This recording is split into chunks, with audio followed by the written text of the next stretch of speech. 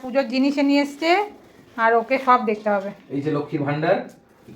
লক্ষ্মীর ভান্ডার দাঁড়াও একটু, দাদাকে পেলেই আদর করতে ইচ্ছা হয়। বল দাঁড়াও একটু একটু একটু একটু ওয়েট। কি করবে ও বুঝে পাচ্ছে না কি করবে। আচ্ছা একটু, ও মা, আচ্ছা দা একটু একটু দাঁড়াও।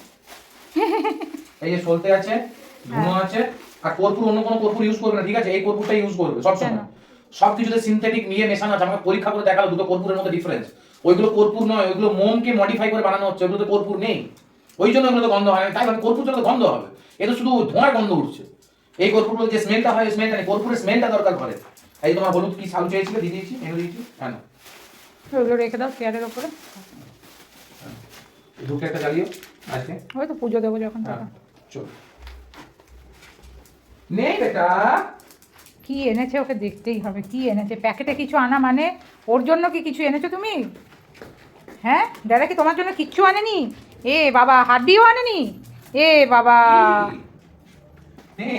পেছন পেছন। ওকে এরকম করছোই বা কেন? ওকে আরো বিয়ে করে দিচ্ছ তুমি। দাদা তোমার জন্য কিছু আনেনি? দেখেছো? জিজ্ঞাসা করো, কিছু আনলো না? এবার রাখ।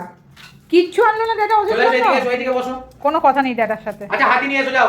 কোনো কথা নেই দাদার সাথে, আমরা কথা বলবো না। দাদা কিছু আনেনি যখন, তাই না মাম্মা? তুমি চলে যাও, তুমি বেডে চলে যাও, দাদার সাথে আজকে কোনো কথা নেই।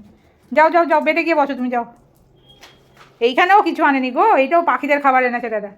তোমার জন্য কিচ্ছু আনেনি আজকে। তুমি যাও, গিয়ে ঘরে গিয়ে বসে যাও, তুমি দাদার সাথে কথা নেই তোমার। ঠিক বসে গেছে, দেখো কত রাগ হয়েছে।